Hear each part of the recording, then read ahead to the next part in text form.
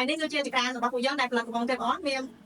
មានភាពខ្វះខាតច្រើនដែរតែបានបងប្អូនយើងជួយខមមិនជួយអីទៅពួកខ្ញុំversion ក្រោយៗពួកខ្ញុំអាប់ដេតហើយអញ្ចឹងសូមអរគុណដល់គ្នាបាទដែលសាប់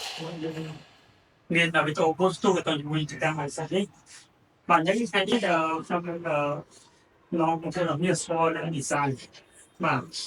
អរគុណសាច់រឿងហើយទៅបាយរបស់គាត់គឺបាន design បាទយ៉ាងណាស់ទៅតែយ៉ាងនេះយើងអាច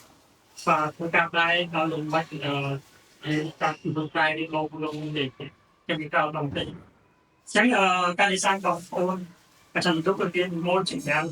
បាទច្រើនបាទយើងមានច្រើន mode តែថ្ងៃនេះគាត់បានលើកយកគាត់3 mode បាទ3យកមកគឺបទបង្ហាញដល់បងប្អូនរបស់ទៀតបាទចឹងតាម mode ទាំង3នេះមានអីខ្លះយើងធ្វើការបង្ហាញមកគាត់ទាំងអស់គ្នាបាទជ្រាបសួរនេះខ្ញុំគួរឆាត់ស្រីនូជានិស្សិតឆ្នាំទី2ជាអ្នកមានគណិតឧស្សាហកម្មនៅវិទ្យាស្ថានភូមិចេតេភូមិភាគចូលសាស្វ័យរៀងហើយថ្ងៃនេះដែរនេះខ្ញុំមកreview អំពីចង្ក្រានអូតូម៉ាទិករបស់យើងដែលមាន3ប្រភេទគឺសម្រាប់ប្រភេទទី1មានលេខកូដ1ជាប្រភេទចង្ក្រានផ្នែកតូចសម្រាប់ចង្ក្រាន1របស់យើងវាងាយស្រួលសម្រាប់បងប្អូនដែលត្រូវចង់ទៅត្រៀបឬមួយរបស់តង់ពេញនេះពេលយើងតាមអីចឹងយើងអាចប្រើយើងបានវាមានផ្នែកតូចស្រួលយើងដាក់តាមខ្លួនដល់បន្តហើយវាអាចទៅបំបីបានចំពោះរានអង្គ7របស់យើងមានភាពមានគ្រូសម្រាប់បងប្អូនដែលគាត់ទៅពីការដូររហូតដល់អីចឹងគាត់អាចប្រើនេះបានហើយអានេះវាធ្វើឲ្យយើងចំណេញមានគ្រូក្នុងការប្រែម្ដងទៅហើយមកវាអត់ខាត់ទេច្រើនហើយសម្រាប់ការអង្គ3របស់យើងនេះដែរវាកាន់តែមានភាពងាយស្រួលខ្លាំងព្រោះអីអានេះយើងប្រើដល់បន្តិចរបស់វាយើងកំណត់នីតិវាឲ្យវាប្រើអង្គខ្លួនឯងហើយសម្រាប់កាហ្វេវាច្រើនទៅយើងអាចទៅវាយវាបានយើងវាយអានេះឲ្យវាឡើងមកឲ្យវានៅចិត្តលើទៀត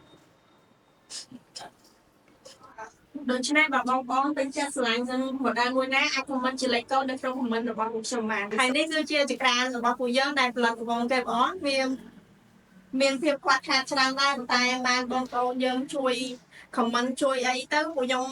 version ក្រោយៗពួកខ្ញុំអាប់ដេតហើយអញ្ចឹងបងប្អូនអាចមើលតាម slide មួយបានថ្ងៃនេះខ្ញុំមកប្រាប់ពីគម្រារបស់ចក្រាននេះថាវាមានចំណុចសំខាន់អីខ្លះសម្រាប់ដៃយើងដែរយើងទុកប្រើសម្រាប់ប្រែសាច់គឺប្រែម្ដងបានម្ដងមកអត់បាច់ពិបាកបងប្អូនចាក់ប្រែម្ដងមួយទេនេះបងប្អូនហើយសម្រាប់កន្លែងនេះដែរគឺយើងប្រើសម្រាប់លើកខ្ជុំឬមួយក៏តម្លាក់ខ្ជុំឡើងនេះបងប្អូនយើងអាចលើកឡើងយើងអាចកំណត់ឲ្យវាចង់ឲ្យភ្លើងត្រូវសាច់នឹងប្រហែលភាគរយយើងអាចតម្លាក់ចុះឡើងពីតាមលើបានហើយសម្រាប់ភ្លើងនេះដែរយើងប្រើសម្រាប់ដាក់សាច់ចូលឬមួយក៏ដកសាច់ចេញនៅពេលដែលយើងឆ្អិនយើងអាចដកលើនឹងលើកសាច់យើងចេញមកបានដូច្នេះមុខងាររបស់ចង្ក្រានយើងគឺមានតែប៉ុណ្ណឹងសម្រាប់បងប្អូនដែលមានចម្ងល់អីអាច comment នៅក្នុងវីដេអូបានពួកខ្ញុំនឹងធ្វើការឆ្លើយតបហើយសូមពុកម៉ែបងប្អូនទាំងគ្នាជួយគាំទ្រនៅស្នាដៃនិស្សិតរបស់ពួកខ្ញុំដើម្បីជាកម្លាំងចិត្តឲ្យពួកខ្ញុំមានកម្លាំងក្នុងការផលិតអ្វីដែលថ្មីបន្តទៀតហើយចុងក្រោយនាងខ្ញុំសូមអរគុណទៅដល់ពុកម៉ែបងប្អូនទាំងគ្នាដែលបានទស្សនាវីដេអូនេះហើយបញ្ជូនពរឲ្យពុកម៉ែបងប្អូនទាំងគ្នាទៅណាប្រកបដោយសុខសុវត្ថិភាពនិងជោគជ័យគ្រប់ភារកិច្ចដែរចា៎សូមអរគុណ